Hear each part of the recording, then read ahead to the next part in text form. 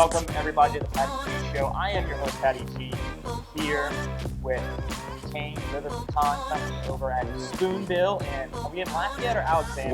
We're in Lafayette, Louisiana. Can you see that? That's Spoonbill. This is a newer restaurant here in downtown Lafayette. Downtown Lafayette. It's called Spoonbill Watering Hole and Restaurant, and it's owned by some good friends of mine here in Lafayette, and it is a great place to eat. So if you find yourself in Lafayette, come on down to Spoonbill and get yourself a cheeseburger and a bunch of other great items on the menu. Yeah, I haven't looked at the menu personally, but I did taste some fries, and they were outstanding. So I might get some food later on, and we'll see what happens. But JD, what is Kane River Pecan Company? Well, Kane River Pecan Company is a Louisiana-owned pecan company by my family. We've been in the pecan business since 1969, long time. It's a little older than me. I was born in 1969, so it's officially 51 years. Wow. So we've been in this business for a long, long time, and over the years, my family has been in every bit of the pecan industry. We have been growers, we have been shellers, we have been retailers, wholesalers, and now we own a mail-order catalog company, obviously a fully functioning website, and we have a walk-in retail store in downtown New Iberia here in Louisiana. Very nice. Wait, so y'all still do the mail order? We still do mail order, yep. In fact, Is that still successful? Very successful during the pandemic. Our numbers were fantastic. People were home, they were baking, they were taking pecans and putting them in muffins and cakes and cookies, and it was great. Yeah, I get that from like a website standpoint, but like mail in. Well, mail order, I say maybe I'm using a term that's a little bit dated. When I say mail order, I mean we send out catalogs, and then the catalogs generate orders. Now, do we ever get mail orders? Let me tell you something. You'd be surprised. About 6 times a year, we will literally get an envelope with some very nice penmanship. So you know they're older, right? Because their penmanship was perfect back in the day, and it'll be an order for something they want, and a little check will be in the envelope. It's literally a little paper check. So like they will calculate sales tax and everything? And they mail it in, and it's got a little note, and it tells you what they want, and they usually have a sticker for the return address that they got from some free, place, and it's a real mail order check. We still do that. That's incredible. I figured that would have been long and gone, but I guess the population is still there that enjoys it. Listen, it's funny about banking and the way we use money today, and how much has changed just in the last 4 or 5 years. Everyone's got cash apps now, right? Whether it's Venmo or something like that. So, we run the gamut from checks in the mail to cash at the retail store to credit cards to Venmo. I mean, I'll take your cash, I'll take payment any way you want to give it to me. So that you heard that any kind of way you want to pay him, he'll accept. I'll even do trade. I'll do all sorts of things. Barter's coming back. Let me tell you something. Louisiana, man, my dad was a small town lawyer in Louisiana, in New Iberia, where we're from. And it was not uncommon for him to come home with a sack of yams from some client that owed him a bunch of money but couldn't pay cash but paid in some kind of produce. So that's a thing, and it still happens in these small towns. I mean, and that makes sense to me, because in the smaller towns, people want to hold on to their cash. Well, they want to hold on to what they got, but if they got a surplus in yams or they got a surplus in sugar or something, I tell people all the time, if they want to trade with me, at least they're not working for peanuts. That's what I tell them. You're working for pecans. They're working for pecans. That's a real thing, man. So I've got a lot of mileage out of that one over the years. I bet. So the company was founded the year you were born. Yeah, so 1951, my family got in the pecan business. My father and his brother bought some pecan orchards on the Kane River, which if you're from Louisiana, the Kane River runs in central part of the state, in mostly Natchitoches Parish. And the Kane River now is the Kane River Lake, actually. They took a river and they dammed it on either end, and it's a 32-mile stretch between the two dams. Okay, so it's kind of like False River in New Yes, Roads. exactly. But it's a lot thinner, and it's a lot more river-looking. The False River is more of the Mississippi. I'm very familiar with False River as well. But the Kane River runs 32 miles. It's dammed to both ends. It's a very narrow river. It's a beautiful, beautiful river. And our orchards were located outside of Melrose, which is on the Kane River. And we had our first retail store on Front Street, which is the main street of Natchitoches. Okay. So that's the history of kind of how we got the name, where we started our pecan growing. But my family was always from New Iberia. So our mail order is from New Iberia, and that's what we still have today. but our orchards were in Natchitoches Parish. So do y'all still have them in Natchitoches Parish, or have y'all moved every? I mean, We've moved. You can't move the trees. Well, Or we did you can't move the trees, but we've moved the whole operation in New Iberia, Okay. and we no longer farm trees anymore. Okay. We outgrew our farm years ago. We were selling more pecans than we could grow, and so we started to buy pecans from different outlets throughout the Gulf South. So we deal with some companies in Louisiana, Texas, Oklahoma, Arkansas, Mississippi, Alabama, and Georgia. Oh wow. We buy pecans from multiple places. Okay. And one of the reasons for that is because we're always looking for a certain grade of pecan. We're looking for a certain quality of pecan. We're in what's called the gift market, and so we're looking for a gift quality pecan. It's a higher level pecan. So sometimes we have to search a little bit for what we need exactly, So depending on how the crop is. So when y'all sell like your gift market, that's your bread and butter, or is that your only It's our bread and option butter on the table? Not really. I mean, we sell pecans year round. However, in the fall, we sell to a lot of companies that want business gifts. So think of oil field companies, law firms, insurance companies, commercial banks. I could go on and on. Accounting firms, CPAs especially, who might need 50, 100, 300, 500 gifts at a time. And so we can take those gift lists, we process it, and we send out pecans all over the country. Wow. In fact, today we had an order that came in for 900 pieces. Oh my gosh. So we were sending out 900 cans of pecans, or gift tins of pecans for that company in a couple of weeks. And so what is like your number one SKU right now? We have a pecan gift tin. It holds roughly about 2 pounds of pecans, and it's got 3 different flavors of pecans in it. It's got a section of milk chocolate, praline, and roasted pecans, and we probably sell about 45,000 to 55,000 of those a year. Wow. Yeah. And that's just that. But only in like a certain time of the year, not all year long. That's about 6 weeks. In 6 weeks? Yeah, in about 6 weeks. So we sell year round, but I tell people as an accountant, you'll appreciate this. There's 4 business quarters, right? Right. I tell everybody that I operate in the 5th quarter. And people are like, what's the 5th quarter? The 5th quarter is from Thanksgiving to Christmas. And so my business is in the 5th quarter. And that's where we operate, in that little margin right there. So if you look at my company, which is interesting, for the first 9 months of the year, we do under $1 million a year in business. But for the final 3 months of the year, we do clear over, we're north of $3 million a year. So it's like an accordion. We have to adjust for that last 3 months, and it's a different animal. Right. And so how do you? I mean, you've got those 3 months that are super pure, super busy. How do you adjust your workforce, your scheduling for the other 9 months that are super lean? We've been doing it for so long. We've got 9 full-time employees. And so what happens is when we get into January and we have to go all the way through September, we rely more on our full-time workload or our full-time staff to handle those 9 months. And then we bring on a lot of seasonal workers to fill in for the last 3 months of the year. And our full-time people then kind of become managers of sorts. Okay. To manage the temporary seasonal people. So think of like Amazon and UPS.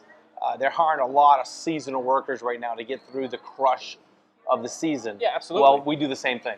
Okay. And then when the season's over, we kind of go back to our full-timers. Because our full-time staff can handle the first 9 months of the year. Right. So like what is your what type of products are y'all moving in those first 9 months of the year? I mean, because during the last 3 months, it's all gift stuff. Everything's gift. Are you still seeing gift purchases happening? We're seeing more consumers who want to buy pecans for their personal needs. But incidentally enough, because we deal with so many companies that give so many corporate gifts, we have a lot of companies that have off-season needs. They might want to send gifts out for prospecting. They might want to send gifts out for client appreciation. They might want to send gifts out during trade shows or conventions. They might want to have gifts set aside for board of directors or retreats or sales meetings, regional sales meetings, those kind of things. So we have all kinds. We've got so many companies buying from us. They have all kinds of different needs. We also do king cakes. We make our own king cakes. So y'all make them in-house? In-house. Okay. And we took advantage of the fact that we're a Louisiana-based company. We do a pecan praline king cake. Makes sense. Pecans in it. And we have a nice little first quarter push, January, February, pushing some king cakes out. A lot of our clients who are based in Louisiana but who have clients outside the state of Louisiana, love sending king cakes. You know, one of the things that we love in Louisiana is we love our culture. Oh, 100%. And so we love exporting our culture too. And the people who don't live in Louisiana love Louisiana for her culture. And so it's a perfect situation. King Cakes is one of those ideal situations where we get to export some of our culture around the country. I always say on Mardi Gras, you know, to us it's Mardi Gras. To everybody else, it's just another Tuesday. Yeah, exactly. I mean, so we take advantage of that. We close schools on that Tuesday. That's right. We close businesses that whole week.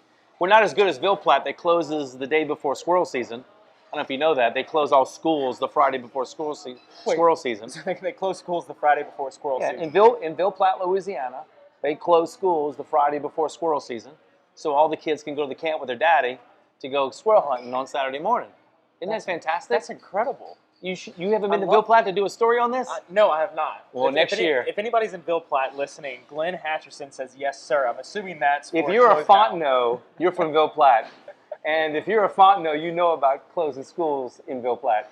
If you've got a business out in Ville Platte, Jack Miller's Barbecue. You need to go check those guys out. All right, Jack. Legendary.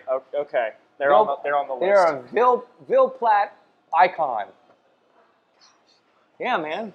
You come down here, Lafayette, get educated tonight. I need to. I'm getting out of Baton Rouge. You know, this is my second. This week is the second show in a row that I've been in on the road.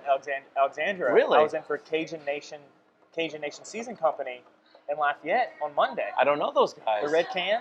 Yeah, they need to do a seasoned pecan. What's going on with those guys? All right, it's Zoe. Hit them up, okay? All right, so you're in pecans. You're the CNO, Chief Nut Officer. Chief Nut Officer. Now, make sure we get this right. Chief Nut Officer. I'll tell you a funny story about that. Okay. I had a consultant years ago out of Chicago who we had hired to do some help to get our mail order off the ground. This is back like in 2002. And I told him, I said, look, I go by the title of CNO. And he's like, CNO, what's that? I said, that's the Chief Nut Officer. He said, you know, no one's ever going to take you serious doing that. I said, I'm in the pecan business. I'm not trying to be serious. We're trying to be memorable.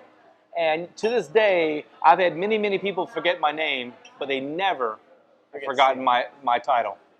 And you know, you had to be in the C-suite, right? CEO, COO, CFO.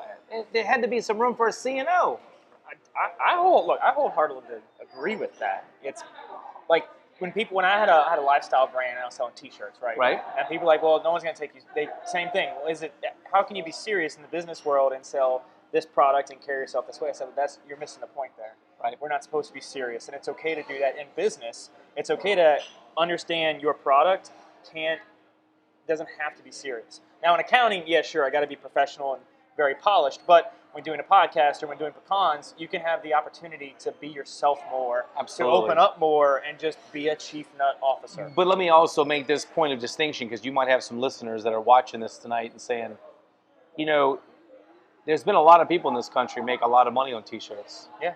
There's been a lot of people make a lot of money on hats and sunglasses and all sorts of things, socks and shoes. And so, you know, it goes back to kind of what you're passionate about and how big you want to be and how hard you want to work at it, because it doesn't matter what you're out there selling, you can be extremely successful. And I love reading about these niche businesses that do so extraordinarily well.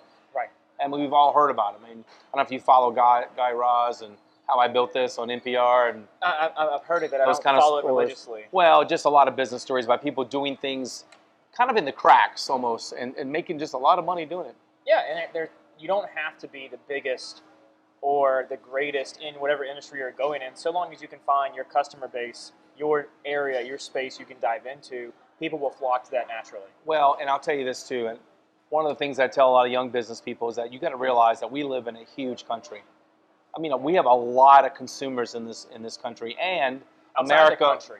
And America loves to consume as well. Yes. If we do anything well, we consume. That's our thing, bro. Right. So you know, if you've got a product and you're going to put a little passion behind it, there's a good chance you're going to do very well. And things like Instagram have really catapulted a lot of small business owners where they have an instant voice across the landscape. And it's not just Instagram; it's all social media. That's right. I saw y'all did a post, which I wanted to ask about. So a great segue for this. You did a post and you said filming is resuming. Yeah. What do y'all film? So we did a little film that's going to come out in a couple of weeks, if not less. Some Instagram, it's some LinkedIn films. Okay. We're putting a little more emphasis this year on our LinkedIn marketing. We think that LinkedIn is a platform that we really haven't tapped into as deeply as we should. Because as a pecan business gifting company, we want to tap into sales folks, business development folks, CEOs, marketing managers, and we want to speak directly to them to say, hey, if you've got to do some gifting, some strategic gifting, because this ought to be a strategic marketing decision, then we want you to consider us as your partner and give us a chance to do some of this with you. Absolutely. So the filming was for a film. We shot some 30-second, 45-second, minute and a half pieces that we're going to stitch all together and release on some of those platforms. So what made you want to go that route? Because LinkedIn, when you talk to the lay person who's not very familiar with the different social media platforms and the different audiences that each platform has, LinkedIn is not just for finding jobs, as people imagine. It's oh, well, I'm gonna go on LinkedIn. I don't need a job. I got a job. And I said, well, you're missing the mark there. If you're looking at LinkedIn from that perspective, you don't understand the platform well enough to make a judgment on if it's good enough or not for your business. When in reality, you're meeting marketers, you're meeting individuals that are salesmen, like you said, CEOs. You're meeting potential customers on there. You're not trying to meet, employees all the time. Let me tell you what we love about LinkedIn. First of all, we've done some small amount of posting to LinkedIn, and the numbers that I'm seeing on LinkedIn is absolutely remarkable. Yes. It's actually shocked to me. The algorithm in LinkedIn is, to the best knowledge, is like a 2007, 2008 Facebook. Right. Before they got real nitpicky and specific on what you needed. So the numbers are huge, and not only does and it seems to have a longer shelf life. Yes. If you post something to Instagram, you got about a 24-hour shelf life, and then you don't get any hits. I post things to LinkedIn, and I'm 2 or 3 weeks later, we're still getting hits. It's unbelievable. I'm still getting hits on a two-week-old post. Right. On LinkedIn? And LinkedIn is my biggest platform right now. Okay. So we love that about LinkedIn. But this is what I even love more about LinkedIn. We are trying to sell business gifting to a load of individuals. And so what I like about LinkedIn is that when we advertise on LinkedIn or we post on LinkedIn and you're checking your LinkedIn account, not all the time, but the likelihood is that you're in a business mindset. Yes. Okay?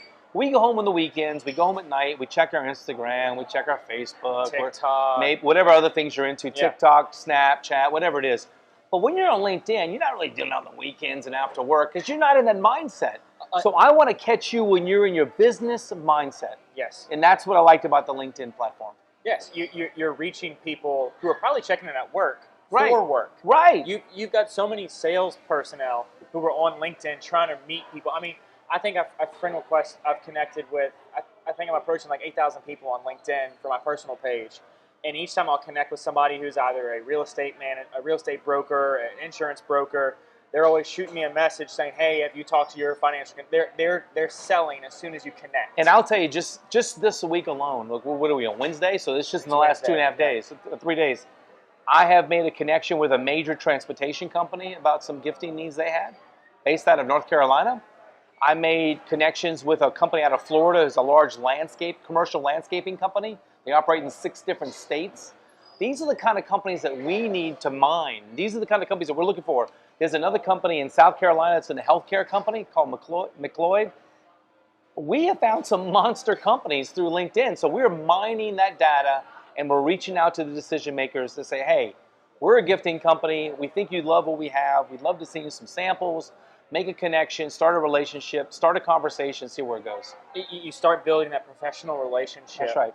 Rather than having to go through all of their employee address books online. That's right. You're finding you can go to a company profile. Hey. If it's set up appropriately, and most large organizations are, you can go to a company's profile, find out who is employed by said company, dial in, and you can see in their title on LinkedIn, they're very savvy to put what their position is. You go and find somebody that's either chief marketer, chief operations manager, or CEO for some businesses, and you shoot them a message.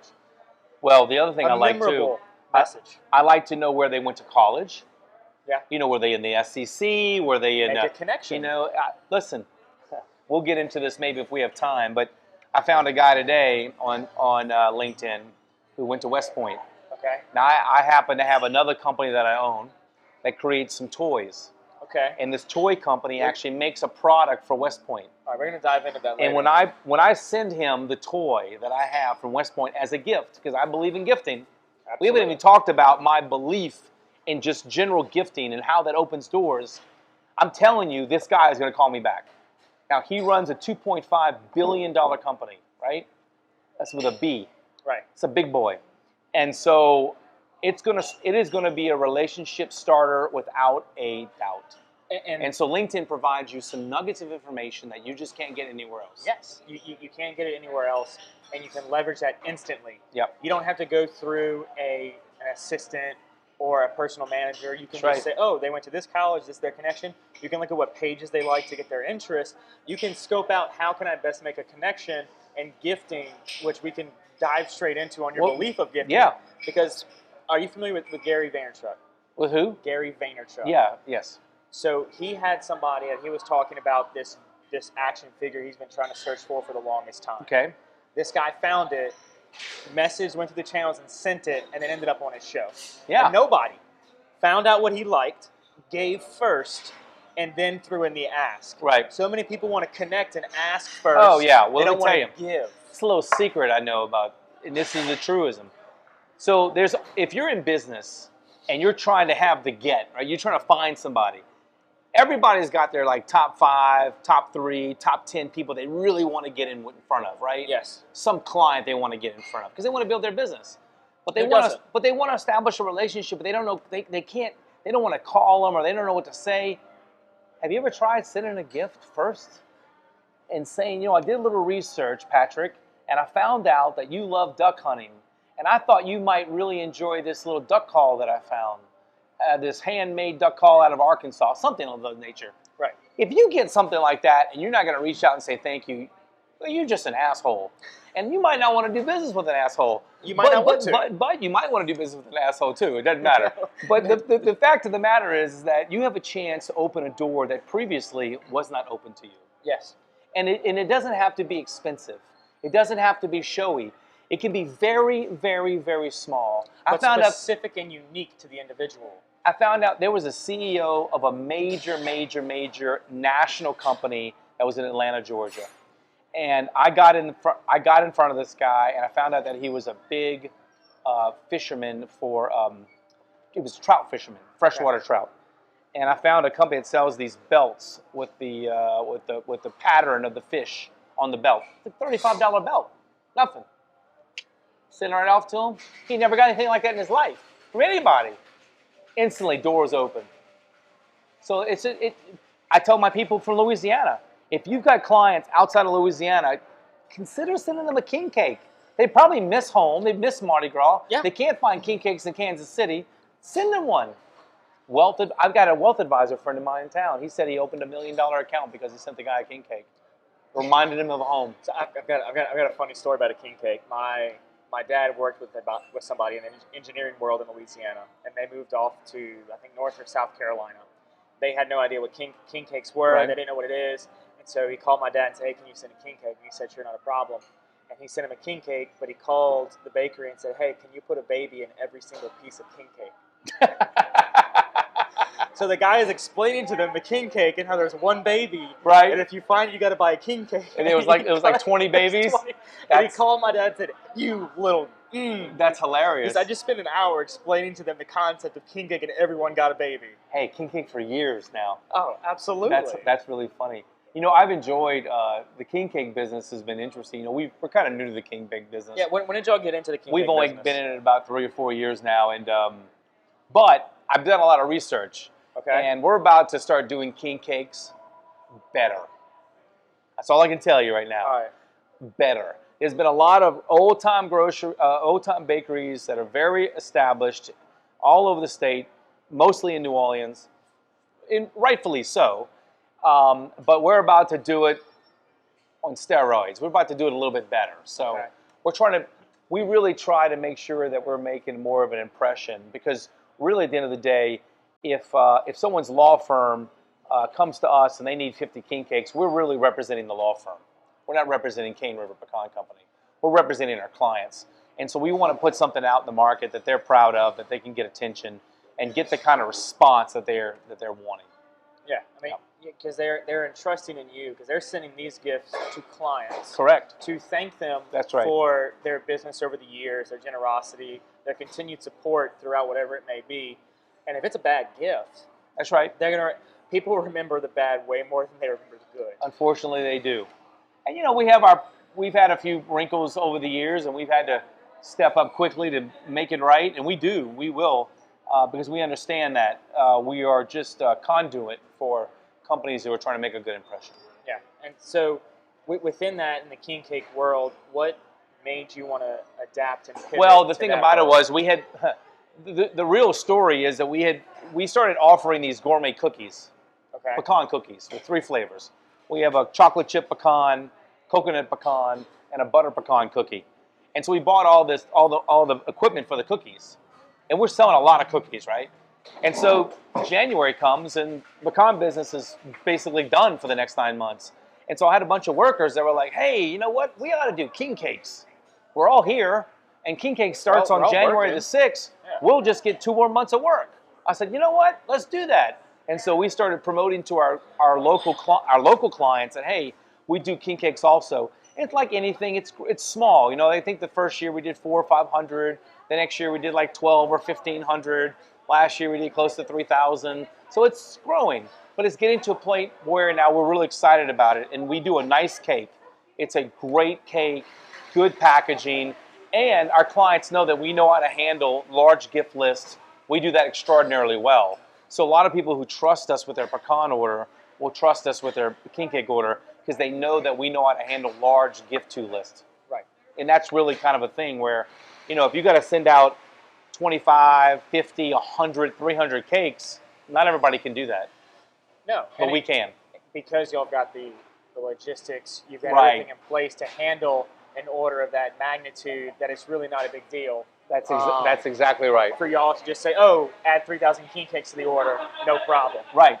You know, you've built up almost a logistics company. And a trust. And a trust in your customers and your clients that say, oh, if we order 100, they're going to deliver. So this is a story about people that you're interviewing, small businesses, young businesses, are just businesses in general, that can look for opportunities outside of their mainstream offerings to see what other little things they can do and offer to help, you know, complement what they're already doing. And this is a situation for us. Right, especially with COVID. Well, yep. People have had to adapt. Otherwise, you go out of business. Real quick and real fast. And those people that have been, you know, I don't want to say keeping an eye out for something like this, but people that have kept a cash reserve, that as soon as they see a business or an entity go out that they can acquire and fits their model, they eat it up. That's and right. Then their business is going to expand tenfold. That's right. And so for y'all saying, oh, we need to figure out a way to maybe keep some more workers around for 2 or 3 months, king cakes makes sense. You were adaptive. Right. And it was a slow time of the year for us, too. It's a slow time of the year. So now, like for me, if I'm a CNO, or Chief Nut Officer, in your case, I'm thinking, okay, after Mardi Gras, what can we do next? Right. What's the next product that we can get to a full 12-month busy season? And then we identify other seasonal opportunities. You know, we look at all the major holidays in America. So you got Mardi Gras, then you got Valentine's, and you have Easter, and Mother's Day, and Father's Day. The summer is tough. I mean, people are like vacation. There's not a lot of opportunities for us. But honestly, we enjoy the break because we get a chance to start focusing on what we need to do to get the fourth quarter done successfully. Right. You can plan, strategize, regroup. Because, I mean, so y'all aren't, like you said, y'all aren't farming all these pecans in-house. How do you, from a logistics standpoint, get in touch with the farmers and say, hey, we project we'll need X number of pecans at certain level grade? we don't deal directly with farmers. We deal directly with shellers. So in the Okay. pecan industry, What's the difference? right? So in the pecan industry, there's not a lot of vertical integration, unfortunately. So pecan growers grow pecans. They harvest all their nuts and they sell them by the truckload to shellers. Shellers buy the pecans in the shell and they process them. They take the meat out of the shell. So then you got all this different kind of meat. And so it's the shellers who then sell to the grocery store people, to the gift people like myself, and to other entities. But it's kind of a two-step process. You grow and then you shell. And that's the process in the pecan industry. And I have to believe it's probably a lot like that in the other nut businesses as well. I don't follow peanuts and pistachios and cashews and almonds, but I'd have to believe that there's probably some of that as well. So why is there not more vertical I think integration? in the pecan industry, look at here, look, a little beer fairy showed up. That's it. That's what I'm Look saying. at They're on Welcome to Spoonbill's on Spoonbill. point. They never let you get empty at Spoonbill. I love it. Their love it. tagline is "Tastes like good times," and we never let it get empty. I think one of the big things I can only speak to the pecan industry Right, of course. because the pecan harvest is in the fall, and the two biggest American holidays, which is probably Thanksgiving and Christmas, coincide with the harvest. We just have a lot of consumption of pecans, and as a result, pecans have made their way in all of these heirloom recipes that we just cherish, right? Pecan pie, and I could go down the list. Pecan pie, It's pecan like, pie being the biggest. It's like Forrest Gump with shrimp. Right. You could just go down the list. Right. My parents live in a plantation in Sunshine. Okay. And they've got probably 10 or 12 pecan trees. Okay. And she'll make dehydrated pecans. Okay. Salted. Pecans. And she'll wrap that up and gift it. Right. Or she'll take them in and do some Right. cinnamon sugar Roasted coating pecan. and roasted Yeah. pecans. So she does all that with her own pecans. Or chopped pecans, and she'll eat them straight out the shell. And Yep. so the great thing about pecans, you can enjoy them a million different ways, which is a great thing. They're very diversified. There's a lot of variety with pecan use, but because the fall harvest is so close to these big American holidays, I just think there's not a lot of vertical integration because the farmer couldn't farm them, harvest them in October, November, and then shell them fast enough to get them out into the market. He had to be like, listen, I just have to sell them and let the next guy take them from there. And that makes sense because unless you have just a massive operation. And there's some people that have done it, but there's not many. And not many because it's so much to keep up that you have to fit your year's revenue in 4.5 months. It's tough. And then the other months, what are you doing? Right. I tell people a lot of times, we're like a school. You employ a teacher for 12 months, but you only pay them for 9 months. You only need them for 9 months, but you pay them for 12 months. I got a bunch of employees that work for us that we pay for 12 months when I really, really need them for 2.5 months. But I mean, we've grown over the years where we're legitimately busy for the other 9 months of the year, but it wasn't always the case years ago. Yeah. But I couldn't bring in seasonal people always to handle that last 3 months. I needed somebody that had some experience. Yeah. I mean, it makes sense to have the people that are there for 9 months say, look, for 9 months out of the year, you're the regular employees. That's for right. the other 3 months, you're the managers. That's right. Because you've done it for so long, you're full-time, you know the system. And you can kind of hover around and make sure that we got these, our shipping department's a great example. We've got one person working in the shipping department for 9 months. And when the holidays hit in October, we got to bring in 4 or 5 more people. Yep. And she manages those 4 or 5 people. She becomes logistics manager. That's right. That's right. That's incredible. So you've got all these pecans happening. You've got 5 months out of the year. You've got true seasons happening. For the summer months, are you looking at any unique products, ideas? Are you even diving into how can social media help play a part in reminding people gift giving's a year-long thing? Of course we are. And, I have spent an inordinate amount of time thinking about things like this. How can corporate gifting play a role in your company year-round? And one of the things that I love most is prospecting. And we talked a little bit about this a few minutes ago, about the idea that there's always like 10 to 5 or 3 people that you want to get in front of, and you've had a hard time doing it because you don't know what you can do. They're not answering your phone calls. They're not answering your text messages. They're not answering your emails. You can't seem to connect with them on a social media platform. But you know that they've got something, you know they need something that you're offering. Right. And so I say, well, why don't you try some gifts? Why don't you try that and see if it might work for you? Send something to them before you do business. Find out and put a little story with it. Maybe write a little handwritten note and tell them why you're sending what you're sending to them. Try to make a connection that way, a personal connection. You know, for me, my father was famous for taking pecans off our farm, and he would crack them. He wouldn't shell them, he would just crack the shell. And back when I was young, we used to go to the grocery store and they give you a brown paper bag to bring your groceries home in. And that's an old concept. And he would take these brown paper bags and he'd put about 3 pounds of cracked pecans.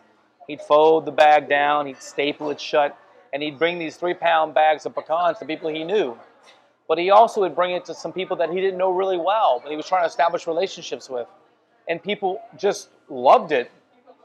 And it was a great icebreaker. It was a great way to get to know somebody for the first time. And he put a little note that says, you know, I'm an attorney, but I'm also a pecan farmer, and I thought you might enjoy some of the pecans from my farm. Who's going to say anything negative about that? Yeah. Nobody. I'm not going to say no if somebody brings me some cracked So pecans. let's say you're a wealth advisor and you're based in New Orleans and you want to reach out to a guy who's living in Tennessee, and you send a king cake and say, look, down here in Louisiana, king cakes are a big part of our tradition and our culture, and I wanted to share that with you, even though you have no knowledge of what this thing is. That guy's going to be hard-pressed not to open some crack in that door to get an opportunity to start a conversation that leads to another conversation, that leads to another conversation that might lead to some business opportunity. Yeah. And if it doesn't lead to some business opportunity directly, if you maintain those relationships and you continue to foster them and kindle them, you'll get some indirect business. Absolutely. You'll get referrals after referrals. That's what, if I tell people, look, don't go in, if you're as a sales advice, don't go into every single prospect call as selling to this person. Right. Go into every prospect call as establishing a relationship with this Right. person and being back of mind. That's right. Being back of mind for 2-3 months down the line, I'm having a conversation with somebody, and if you're a wealth advisor, we'll continue that scenario. If you're a wealth advisor, somebody could be sitting and having a dinner with their friends, and they're saying, look, I'm at the point in my life, I've got my debts paid off, I'm starting to look to grow my wealth to maybe open a 401k, an IRA, whatever it may be. And then your friend that you've had this relationship with can tell that person, oh, my buddy so-and-so does that. I do that because I've got the relationship there. And let me add this too. You never know when a person has a vendor relationship and that vendor relationship changes. Yes. For whatever reason. Maybe the price got too high. Maybe the guy you worked with left for another job. Maybe they got a new manager and they changed all the... I mean, it doesn't... The fact of the matter is you've stayed in, you've stayed in, you've stayed in, and then when they most need you, for whatever reason, you're there. Yes. So that's a beautiful thing, man. You're there. And listen, right now, and right now with this pandemic going on, think about this. Nobody's going to conventions. Nope. Nobody's going to trade shows. Very few people are getting in their car or an airplane and visiting clients. What a great time to embrace a tangible gift that you can send to somebody that you can't go visit. Just a little reminder that, hey, Patrick, we're thinking about you. Yeah. We're thinking about you, and you know what? I've got these upcoming times open. Let's have a virtual chit-chat. Right. Just embracing the non-personal connection that you're able to have and finding a different way. Like we said at the beginning, if you're not getting creative, you're not staying in business. That's right. And getting creative in the fact of, oh, let's have a one-on-one phone call just to shell pecans over. That's right. That's right. I mean, just something like that can be so powerful. Look, one of my favorite things to do. You said about your family having some pecan trees, and is it your mother who does all these different things? It's my mom will do all the different recipes with them. My dad will actually harvest them and shell them. One of my favorite things to do is if you have a pound of pecans and you send a little family recipe. Hey, dear John, my mother loves to make rosemary roasted pecans, and I grew up eating them, and I love them. And here is her recipe and a pound of pecans from Cane River I thought you might enjoy. I mean, if that's not personal, I don't know what is. So, and on the personal note, I feel like there might be a little sliding away from it Oh, big time. within my my generation, sliding away from that personal connection in the bulk of things. Not everybody. There are some people in there that are understanding the personal connection or continuing the personal connections, but in the grander scheme of things, the bulk and the majority of people, they're doing a numbers game. I agree with you. I think that your generation is, listen, texting and digital correspondence is certainly here and it's important. It's not going to go away. But there's something tactical about getting a card in the mail, about having something that's been handwritten. And I believe it's going to become even more important as your generation gets a little bit older.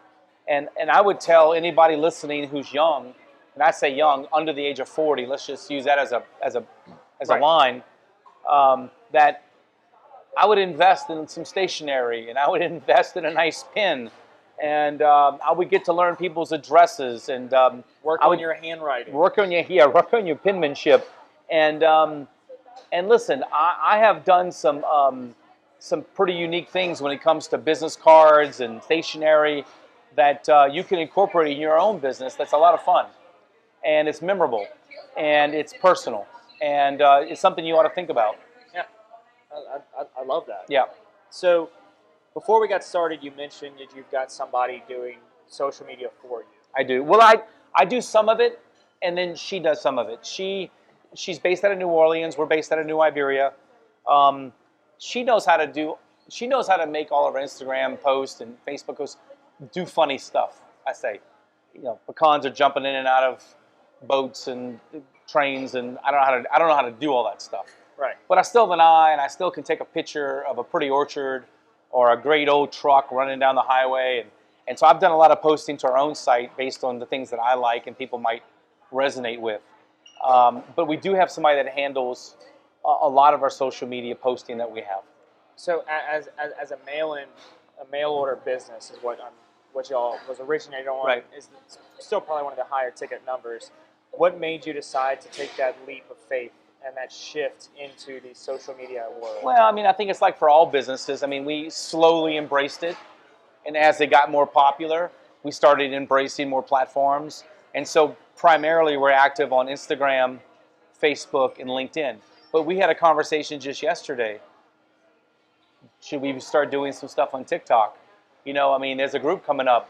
And one of the suggestions that we had was why don't we try to find 5 to 15 child-friendly recipes with pecans, whether it's pecan cookies or muffins or something simple, and we get two young people that are of the TikTok generation, and let's do some recipes and let's have fun with it and make a little music and start to get this up and coming crowd used to the idea of cooking and using pecans and how to make it fun. Yeah. And so we're thinking about how to do that kind of thing. I think it's important. Yeah, and then taking those TikTok videos and repurposing them for Instagram Reels.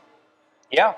And utilizing both platforms. I'm a big promoter of going where the people already are. Right. Don't recreate the wheel. If you've got eyes and you've got audiences in certain locations, figure out the best way to reach the most of them. Right. And then execute. I like that idea by going where the eyes are. There's a lot of eyes in those platforms. Yeah, I mean, and there's a whole nother group, a whole nother generation coming up. And one of the things that I'll just tell your listening audience this, and one of the things that I fear is I'm always fearful that we're going to fall out of favor with the next generation. I don't want pecans to become your grandfather's gift. Right. I want pecans to always be a part of the here and now. We live in the deep south, and pecans have they've kind of woven themselves into our southern lifestyle. We love pecans. We love dishes that feature pecans. We love to drive down old highways and byways and see pecan trees. I love the sight of a good manicured orchard. That makes me stop my car and pull over and kind of admire it. So it's really part of our lifestyle. I don't want that to become your grandfather's lifestyle. Yeah. I want to continue to reach to young folks to let them know that, hey, pecans are hip, pecans are cool. We actually have a shirt we sell called Pecans Are Cool. I should have wore it tonight. I'm kind of feeling sad that I didn't. Under the jacket and everything. Under the jacket, that's right. Gosh. Okay, so as the CNO, the Chief Nut Officer, and with the very lengthy bio of everything that comes behind your years, Yeah. I'm sure you've harnessed some lessons along the way. So Yeah. as we're starting to kind of wind down the show, Sure. what are 3 lessons you've gathered Oh, throughout your 3 of career? them. I mean, if you could narrow it down, we'll do more. I thought you were going to ask the old, like, what would the older JD tell the younger JD? No. But no, I love that. I always love that interview question. What would the older person tell the younger self? You know, if there's been one thing about business that I can tell your listening audience is relationships are everything. And as you get older, as you move through your 30s and you move into your 40s and you move into your 50s, you really start to realize it when you start getting into your mid-40s about, hey, you know, I used to know a guy that used to do X, or hey, I came across this woman at this time in my life and she might still be in this particular role. You start to realize how much relationships really, really matter. And so my advice to young people is to understand that, harness it, and to stay in touch some kind of way with everybody you meet along the way. Because at some point you might have to go back to that relationship that you formed 15 years ago, 20 years ago. It might be for a personal favor. It might be for a political favor. It might be for a business opportunity. Might be for a job. Might be for a product you're trying to push. I mean, all these digital platforms, especially like LinkedIn, they kind of make your relationships for you, but there's nothing bad about bona fide relationships that you've stayed in touch with over the years. Whether you're calling them, texting them, sending a gift, sending a card, just stay in touch. Yeah. Because relationships matter. I love that. And they matter in so many different ways. Of course. So, you know, I think the older I get, the more I feel good about the fact that I kept up with relationships. When I was young, in my mid-20s, first getting out of school and getting in my real job, I had 3-ring binders I used to keep. Those baseball card binders, we used to put the baseball cards in, but I had business cards in mine. I had business card binders. I kept every business card I ever got. I mean, I can't tell you how many times I've gone back through business cards looking for a name or something, or went into a bar or a restaurant, got a business card, wrote down the situation, where was I, maybe some funny thing that was said, some memorable topic we covered. Those kind of things really matter in the long run. They do, and ever more so now than ever before, with the fact that we have the ability to connect with somebody over a text, Right. An IM, whatever the form of communication may be. It's so instant. We don't have to write a letter and mail it and wait for a week to hear back. Right. We can send them a text and instantly we're reconnected. We can say, hey, let's go grab a beer. Let's come down to Spoonbill and get some food. You know, something of that nature is so easy to do now. There's really no excuse for not. Well, and to that point also, I will say this. All of us, and I say all of us, we're all included in this. We're all getting inundated with messaging in our inboxes, our DMs, and all these different platforms. And so whenever you can do something to converse with somebody that stands out a little bit, you have an advantage. Absolutely. Because we get to our offices on Monday mornings and Thursday mornings, and we come back from lunch on a Wednesday afternoon, we're like, oh my God, this inbox. I just went through 40 messages and I got 30 more to go through. Yeah. Where do they come from? But you get a piece of mail, you look away from the computer, you open it up, it's got a can of pecans with it. You're like, oh, look at my boy Patrick. He sent me a little letter, he sent me a little can of pecans. If you don't think that doesn't get people's attention, you're mistaken. It does, and it gets a powerful, undivided attention. That's right. Because, you know, when it kind of goes back to like eating with people, sharing a meal with somebody is a very intimate experience. Right. Sending a letter or sending an email is a blink of an eye and it's sent, but sitting and having a conversation over the course of a meal, and even sending a food item, pecans, and having that shared experience is so powerful in the long run. Right. It's incredible. Well, So another question I have for you is, what would you do today that you did as a kid if no one stopped you? If no one stopped me, Yes.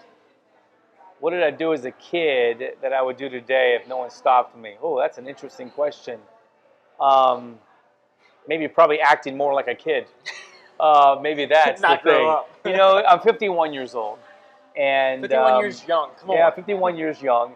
And 50 is the new what? The new 25? That's what I heard. That's what I've heard. Except when you play basketball with your 15-year-old son, you feel like 70 when you get up the next morning. But let me tell you something. I think being youthful in spirit, youthful in heart, being a little lighthearted in your life can go a long way.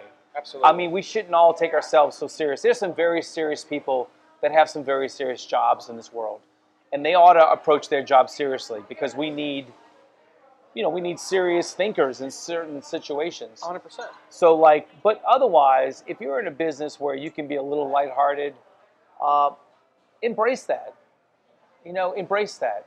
And I think I've done that. I think if you talk to some of the folks that know me best and know me intimately, they would say, "Oh yeah, JD's, always, he's got a different personality. He's a little bit more lighthearted than the most folks." And I think that's an asset for me. Right. It's always worked well for me.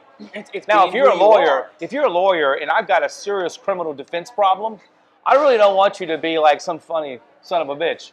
I have a problem. But if you're hawking pecans, I mean, I get a pass. Yeah, it's knowing your industry That's right. and knowing And your audience. Knowing your I'm audience. a chief nut officer. I mean, with that It's in your name. title comes certain assumptions that people are they're expecting from me. Yeah, So you have to deliver sometimes. and there's nothing wrong with that. No, nothing wrong with that. So, 2 more questions for Yeah. you. What do you love most about Louisiana? I love everything about Louisiana. The second person that's caught me with that answer. I think if things get really shitty out there, we just put a wall up and we're done with everybody. We annex, we're out. We got our own food, we got our own language, we got our own music, we got everything we need to sustain here in Louisiana. I am a typical boomerang baby. I have lived in 6 different parts of the United States, and every time I moved away, I came back. And when I moved back to Louisiana in 2002 from Chicago, I had a great job living and working in Chicago. I'll never leave again. And listen, I love Chicago. Chicago is a great town. And I had a great job there. But Louisiana has sustained me in so many different ways. I love the people. I even love the hardships. I mean, we just came out of 2 hurricanes that hit in southwest Louisiana. Lake Charles got hit twice. Yeah. Lafayette was on the edge twice. We had some damage here. We had a historic flood just 2 weeks ago in New Iberia. We had a freak rainstorm that flooded our offices just 2 weeks ago. So we've had 3 major catastrophes just in the last 3 or 4 months. But even despite all of that, I wouldn't want to be anywhere else. Man, I think the people are genuine. I think they're hardworking. I think we're also playful. I love our attitude. And as far as I'm concerned, I'm never leaving Louisiana again unless I'm just going to visit somewhere. And I'm always coming back. I love everything about Louisiana. And look at that. I got something to prove you to. Look at that. Look at that. Louisiana. A little Louisiana ink, huh? I love it. I love it. Nailed it. Okay, well then for the final question, what can I do to help you? What can you do to help me? Yeah. Every time you get on the Patty G Show, you need to remind people that gifting with pecans is a great idea. And that's what you can do for me. I like and tell people that Cane River Pecan Company is just this great family-owned, 50-plus year company that you had a chance to know in Spoonville in Lafayette, Louisiana. And you got indoctrinated to the power of gifting and what that can do to transform your business. And I did tonight. Then we win. I love that. Well, thank you, JD, very much. You're so very welcome, Thank Pat. you for coming on the show. I appreciate it. Hey, listen, it was my honor. I think what you're doing is great. You're exposing all these great business leaders here in the South. I think, Louisiana gets a bad rap sometimes. We forget how many great entrepreneurs there are in this state. We forget about the entrepreneur spirit. Yes. And right here, I can't speak for other parts of the state, but I can speak for Lafayette, Acadiana area, because we come from the oil and gas guys. And the oil and gas guys, man, they had an idea, they would go for it. Didn't matter if you had a college education or a high school education or no high school education. Yep. And so we saw these people getting out there in the oil and gas business, opening fabrication shops or pipe shops or helicopter businesses or whatever it was. That was very impactful for people. So it doesn't surprise me that we have such great entrepreneurs in the South, especially in Louisiana. And I think that you're exposing them and telling their stories. I think that's a wonderful thing. Local entrepreneurs sharing local stories. That's the roots of the show. I love it, man. Well, thank you for coming on. I appreciate it. And I want to say thank you to everybody else for listening or watching, whatever platform you're listening to this on or watching this on or enjoying this content on. I thank you. Be sure to give a shout out and a follow to Cane River Pecan Company wherever you're on social media. Can we give some information? Yeah. Where can they find well, you? Cane River Pecan Company, you can find us at caneriverpecan.com, and that's C-A-N-E, caneriverpecan.com. And of course, we're on Instagram, we're on Facebook, we're on LinkedIn. Wherever you go, we're there. And we'd love to work with you. Yeah, and if you're listening to the show or you're listening to the podcast, it's all going to be linked up in the show notes. I'm going to have every social platform, every website, everything's going to be linked in the show notes. So whatever platform you're listening on, check out the show notes, click the links, check them out, and give gifts 12 months out of the year. That's right. Why not? 12 months out of the year, give gifts. I mean, if you don't want to grow your business, don't do it. Yeah, that's right. If you don't have the prospects, if you don't want to have the reach, if you don't want to get out there to people, then don't give gifts. Don't give gifts. If you want to, by all means, give gifts. That's right. Well, y'all, thank y'all so very much. I am Patty G, the host of the Patty G Show, here with JD of Cane River Pecan Company. Y'all have a good one. Thanks.